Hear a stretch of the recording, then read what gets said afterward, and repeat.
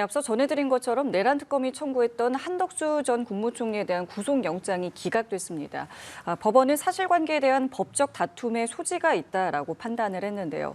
특검은 기각 사유를 따져본 뒤에 한 전 총리에 대한 구속영장 재청구 여부를 검토할 것으로 보입니다. 한편 오늘 김건희 씨가 기소 전 마지막이자 구속 후 5번째 조사를 받는데요. 관련 내용들 홍정석 변호사와 함께 이야기 나눠보겠습니다. 어서 오십시오. 안녕하세요. 예, 안녕하십니까.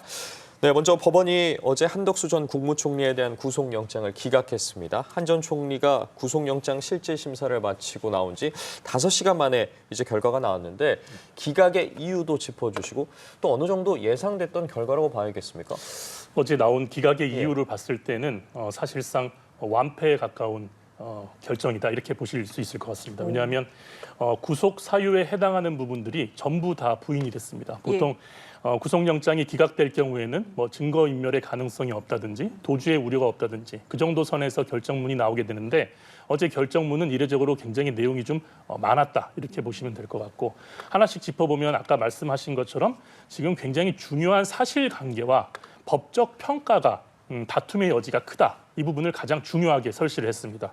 더불어서 증거인멸의 우려도 지금으로선 낮고 도주의 우려 가능성도 없어 보인다. 이렇게 결정이 났거든요. 그래서 어느 정도 저는 이제 개인적으로는 내란 우두머리 방조죄로 구속영장이 신청됐을 때부터 좀 구속영장의 가능성이 조금 낮지 않나 봤는데 이렇게 모든 구속 사유에서 기각되는 가능성까지는 예측을 못했습니다. 근데 왜 그렇게 생각하셨어요?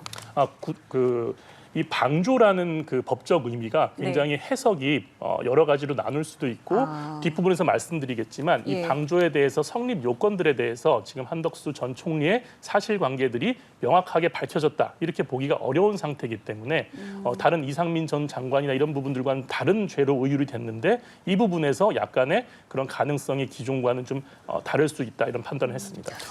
어제 그러니까 다른 관련자의 영장 심사보다는 상대적으로 좀 짧게 끝났잖아요. 네, 맞습니다. 이런 거를 봤을 때도 사실 이런 부분, 이런 결과를 유추할 수 있는 겁니까?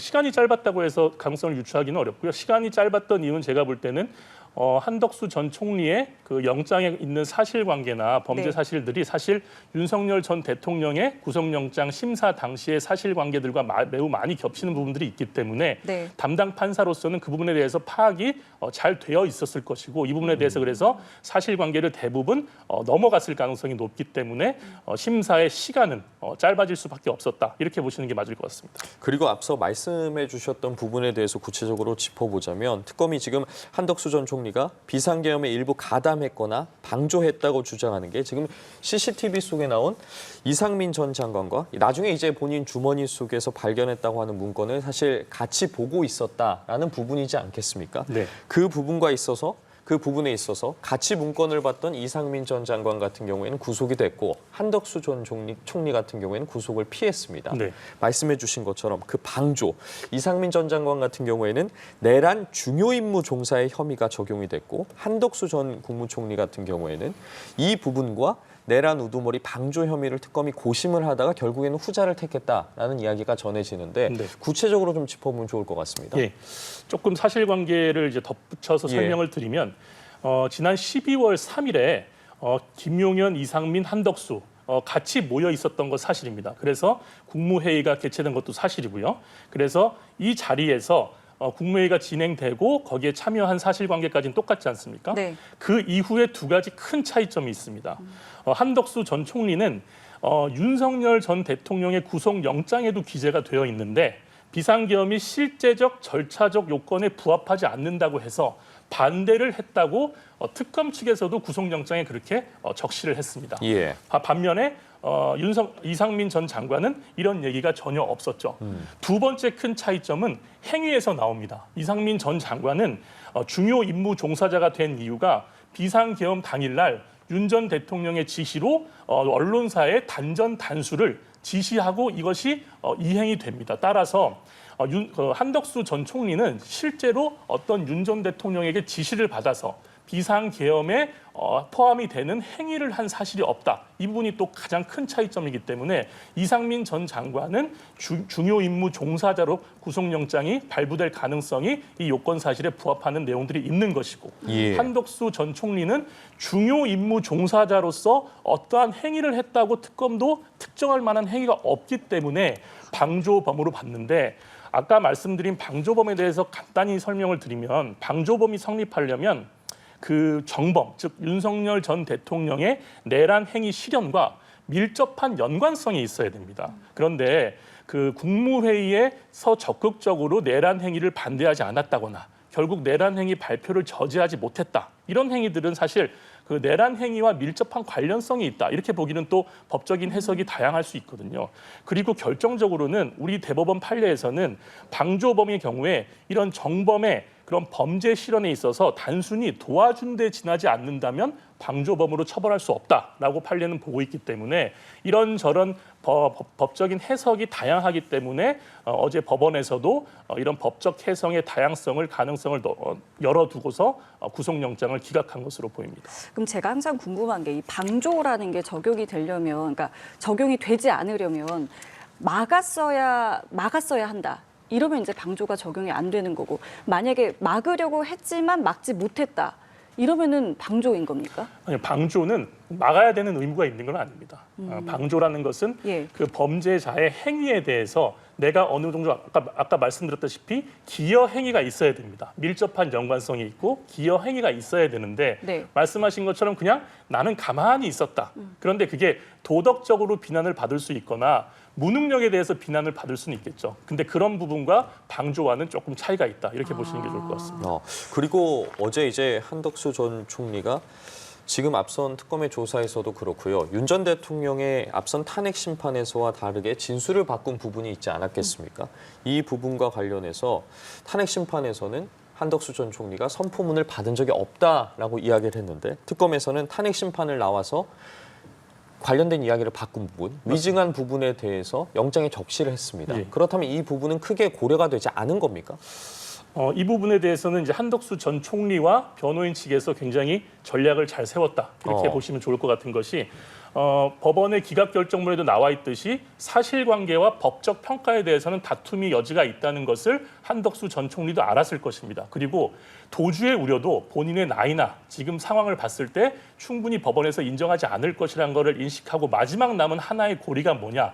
그것이 증거인멸인데 증거인멸이라는 것은 사실관계나 증거가 명확한데도 부인한 경우에 증거인멸을 인정이 되는 경우거든요. 그런데 이 탄핵 심판서, 즉 사후 개엄문을 한덕수 총리가 받았다는 것은 뭐 CCTV나 여러 가지 여러 사람들의 진술에서 나타나지 않습니까? 그렇죠. 따라서 이 부분까지 부인을 하게 되면 증거인멸의 가능성을 인정될 여지도 있다는 판단 하에 이 부분은 인정을 하자. 이렇게 해서 말을 바꾼 것이고 이 말을 바꾼 부분은 본인의 범죄에 대해서 말을 바꾸는 것이 범죄가 되지는 않거든요. 그래서 그 부분이 바꾼 것이 주요했고 그래서 마지막 하나 남은 고리인 증거인멸의 가능성도 낮춤으로 인해서 구속영장 발부가 안 되는데 기여를 했다. 이렇게 보고 싶습니다. 그럼 조금 전에 특검의 완패라고 하셨잖아요. 그럼 특검 입장에서는 영장을 재청구를 고려를 할 것 같으세요? 아니면 여기서 멈출 것 같으세요? 지금 관련자들의 수사가 다 끝난 게 아니지 않습니까? 그렇죠. 뭐 최상목 전 부총리라든지 여러 그 당시에 국무회의에 참석했던 6인에 대한 수사가 아직도 남아 있기 때문에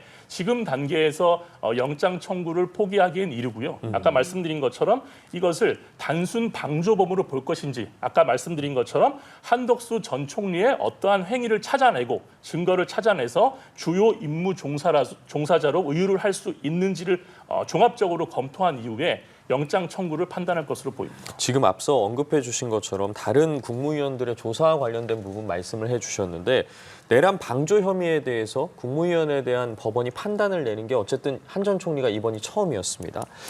법원이 사실상 한 전 총리의 내란 방조 혐의가 좀 소명되지 않았다고 판단을 했다고 지금 상황에선 봐야 할 것 같은데 네. 그렇다면 앞으로 이 국무위원들에 대한 조사는 어떻게 되는 겁니까? 좀 차질이 특검 입장에서는 생길 수도 있지 않겠습니까? 차질이 있다고 많이 나오는데 제가 예. 볼 때는 추경호 전 부총리 같은 경우에는 예를 들어서 말씀드리면 행위가 좀 다르다고 저는 봅니다. 왜냐하면 추경호 전 부총리는 당시에 국회의 의결을 방해한 내란 해제 방해 행위에 대한 혐의를 적용받고 있지 않습니까? 그러면 아까 말씀드린 것처럼 방조 범이든 주요 임무 종사자든 어떠한 내란에 대한 밀접한 관련성이 있는 행위를 했다. 이렇게 볼 여지가 있습니다. 따라서 추경호 전 부총리나 당시에 그런 국회 의결을 방해했던 자들에 대해서는 해당 증거들을 찾게 되면 한덕수 전 총리의 행위와는 다르게 구속영장도 가능하고 이 부분 수사가 계속 이어져야 될 것으로 보이기 때문에 한덕수 전 부총리의 영장과 관계없이 다른 관계자들에 대한 수사는 계속 이어져 나갈 것으로 보입니다. 그럼 혐의 적용 같은 부분도 사실은 이제부터 좀 고민을 더 해야 되는 거 아닐까요? 예, 이게 아무래도 내란 행위가 은밀하게 이루어지는 부분도 있고 예. 지금까지 나온 사실관계들에 비춰 보면은 소수의 인원이 자기들끼리 모의해서 이것이 실행됐다는 것들이 조금씩 나타나고 있지 않습니까? 따라서 이 부분에 대한 증거들이 확보되기가 굉장히 어려운 부분이라 사실 진술 증거에 의존하는 경우들이 많은데 이 부분에 대해서 다시 한번 특검에서 검토를 통해서 어떤 범죄를 의율할 건지를 검토를 다시 할 것 같고요. 그 검토가 이루어지면 관련자들에 대한 신변 처리나 이런 것들도 이루어질 것으로 보입니다. 예, 알겠습니다. 이번에는 김건희 특검과 관련된 이야기로 넘어가 보도록 하겠습니다. 앞서 저희도 현장 화면을 보여드린 것처럼 김건희 씨가 특검 사무실로 출석을 했습니다. 이제 오전 10시부터 5차 소환 조사를 받게 되는데 31일 이번 주 일요일이 구속 기한인데 특검 측에서 이제 내일 구속된 상태로 기소를 하겠다, 재판에 넘기겠다라고 예고를 했기 때문에 오늘이 이제 실질적으로 마지막 조사가 될 것으로 보입니다. 어떤 부분 좀 들여다볼 것으로 보입니까? 오늘 조사 마지막은 이제 그 기존의 구속영장에 적시되어 있던 범죄 사실 위주로 다시 한번 이제 조사가 마무리될 것으로 보이고요. 도이치모터스 주가 조작이라든지 공천 개입이라든지 그다음에 통일교의 그런 건진법사 의혹이라든지 이 세 가지 혐의에 주력해서 수사가 마무리될 것으로 보이고요. 추가적으로 서희건설에서 자수서를 낸 내용이 있지 않습니까? 네. 그 부분에 대한 내용도 증거가 충분하다고 판단되거나 그 사실관계나 범죄 사실이 어느 정도 성립이 됐다고 보면은 이 부분도 같이 기소가 될 가능성이 있기 때문에 이 부분에 대한 수사도 오늘 이루어질 것으로 보입니다. 그러면 그 말씀하신 부분들과 관련해서 어쨌든 지금 김건희 씨 같은 경우는 계속 진술 거부권을 행사하고 있잖아요. 근데 이게 기소가 되면 이제 그때부터는 또 달라질 수 있는 부분인 거죠. 적극적으로 이제 나올 수 있는 거잖아요. 네, 상황이 이제 달라지는 것이죠. 우리나라 이제 형사법상의 수사기관에서 진술한 것과 법원에서 진술한 것이 수사기관에서 진술했다고 해서 법원에서 다 그대로 받아들여지는 것이 아니거든요. 법원에서는 수사기관에서 진술한 내용도 다시 한번 증거 인부 절차를 거쳐서 거기에 대한 이제 인정 여부를 묻게 되고 신빙성이나 그런 부분들에 대해 따져 묻는데 지금 수사기관에서 계속 진술 거부권을 행사했기 때문에 네. 이제는 법원에서 진술한 내용들을 토대로 재판이 이루어지기 때문에 그 부분에 대해서는 제가 지난번에도 말씀드렸다시피 김건희 씨 측에서는 법원에서의 대응은 굉장히 적극적으로 할 가능성이 높다. 이렇게 보입니다. 지금 저희도 자료 화면을 통해 보여드리고 있는데 도이치 주가 조작의 키맨이라고 알려졌던 이종호 씨가 지금 김건희 씨와의 증권사 직원 간의 통화를 두고 나서 일반적인 거래로 보이지 않는다라는 취지로 진술을 한 것이 전해지고 있습니다. 특검 어쨌든 여러 가지 부분 오늘 마지막으로 김건희 씨에 대한 조사가 이루어질 텐데 이 부분에 대해서도 집중적으로 좀 묻는 겁니까? 오늘 뭐 이종호 씨가 얘기한 그 부분은 이제 본인의 개인적인 의견일 수 있기 때문에 오늘 주로 조사가 마무리되는 부분들은 증거가 나온 부분들, 주로 이제 증거가 나와서 사실관계가 어느 정도 확정이 될 수 있는 부분들에 대해서 확인 차원에서 질문하는 것이 주요 질의 사항들이 될 것이고요. 이런 이종호 씨가 이제 개인적으로 이런 일반 거래로 보이지 않는다 이런 내용들에 대해서까지 김건희 씨한테 의견을 묻기는 어려운 것이 진술 거부권을 어차피 행사하고 있기 때문에 이런 부분까지 질문이 있지는 않을 것으로 보입니다. 특검에서는 어쨌든 김건희 씨가 계속 진술 거부권을 행사할 거라는 걸 알면서도 부르고 있는 거잖아요. 네. 이것도 특검의 전략인 겁니까? 수사기관에서는 그 피의자가 진술을 안 한다고 해서 수사되어 있는 내용을 피의자한테 확인을 안 한다면 나중에 절차적 위법성에 대해서도 피의자가 다툴 수 있기 때문에 수사기관에서 정해진 그런 그 시스템에 대한 절차나 내용은 수행을 해야 나중에 법원 단계에서 본인들은 수사를 충실히 이행을 했는데 피의자 측에서 비협조했다. 따라서 수사가 미진한 부분에 대해서는 법원에서 본인들이 더 주장할 여지도 많아지는 것이고 법원에다가도 피의자의 죄질이 안 좋다. 이런 사항으로 주장할 수 있기 때문에 수사는 계속 이어지는 겁니다. 오늘 김건희 씨의 특검 조사가 이어지는 동시에 윤 전 대통령의 내란 공판도 있습니다. 15차 공판인데 계속해서 좀 불참을 하고 있지 않겠습니까? 네. 지난번 그 재판부에서 이제 형사소송법에 따라서 4차례 안 나오니까 이제 피고인 없는 걸석 재판으로 진행하겠다. 여기에 따른 불이익은 피고인이 감수해야 한다. 이렇게 재판부에서 결정하지 않았습니까? 그래서 오늘 재판도 불출석할 것으로 보이고요. 이제 이 재판은 계속 걸석 재판으로 진행될 것으로 보입니다. 걸석 재판으로 진행된다는 거는 그러니까 당사자는 빠지고 뭐 증인들은 계속 나온다 이렇게 보는 겁니까? 네, 당사자 없는 재판이다 이렇게 보시면 되고요. 당사자가 없다는 것은 당사자가 관련된 증거나 관련자들의 진술을 듣고 방어권을 충분히 행사할 권리를 보장해 주는 거기 때문에 사실 출석하는 것은 권리죠. 근데 권리를 포기했기 때문에 재판부에서도 권리 위에 잠자는 자는 보호하지 않겠다. 이런 취지에서 불이익은 모두 본인이 져야 된다. 이렇게 말한 걸로 보시면 될 것 같습니다. 김건희 씨가 어쨌든 오늘 조사를 받고 내일 기소가 되게 된다면 전 대통령 부부가 동시에 이제 재판을 받게 되는 건데 이것도 사상 초유의 일입니다.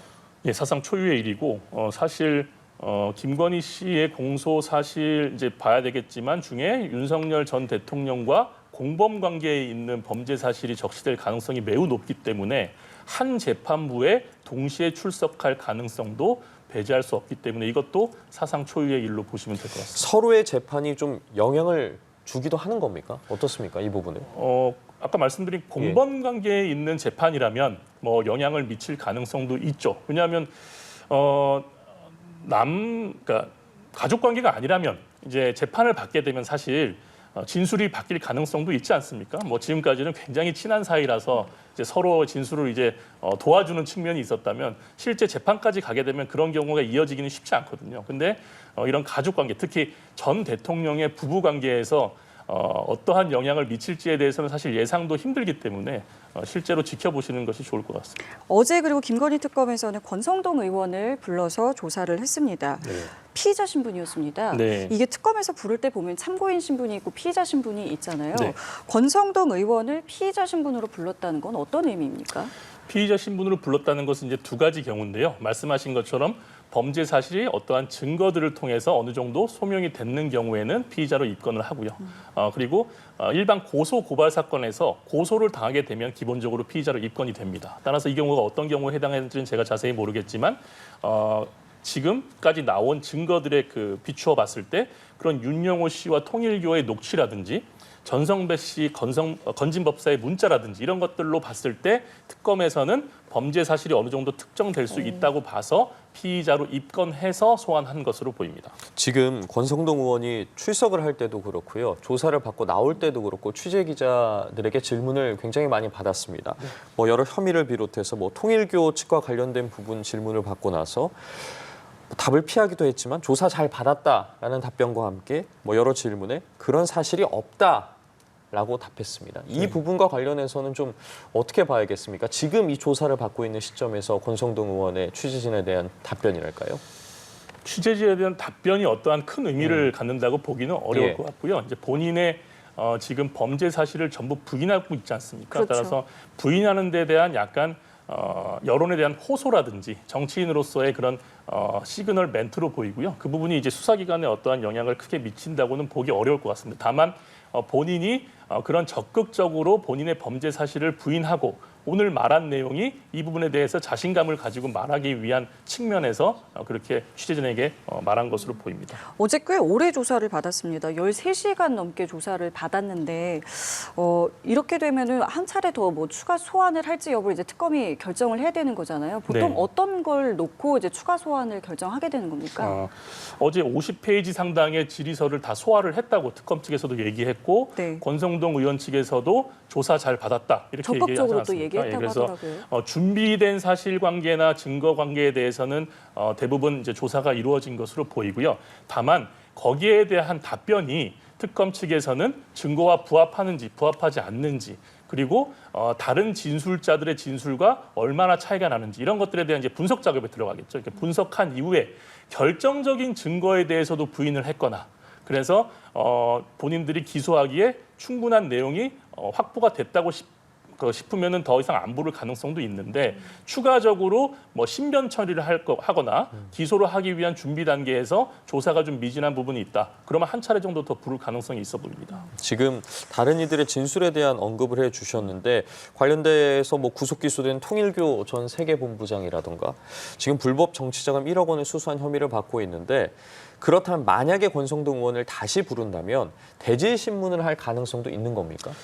저는 높지 않다고 봅니다. 왜냐하면 대질 조사는 그 피의자가 혐의를 부인하거나 새로운 주장을 할 경우에 그게 이제 그런 경우에 대질 조사가 이루어지는 경우들이 있는데 사실 증거가 명확하지 않는 경우에 대질 조사가 이루어지는 경우가 대부분입니다. 이렇게 확실한 증거가 있고 특검 측에서 봤을 때 증거가 명확한 경우에는 대질 조사가 굳이 필요하지 않죠. 그래서 제가 볼 때는 지금 특검 측에서는 그런 관련자들의 진술이 충분하고 그리고 여러 가지 물적 증거들에 대해서도 충분히 확보가 돼 있다고 생각한다면 대질 조사의 필요성은 그렇게 크게 높지 않아 보입니다.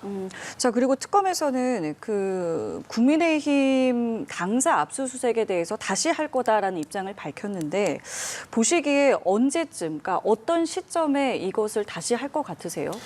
지금 제가 볼 때는 그 국민의힘 당직자들과 특검 측에서 계속 협의가 있을 것으로 제가 볼 땐 보입니다. 그러니까 압수수색의 형태보다는 이미 제출을 통해서 특정한 당원 명부를 비교해 볼 수 있는 자료 정도를 제공하고 받는 거에 대해서 협의를 하고 있을 것으로 보이는데 이 협의가 잘 되지 않는다.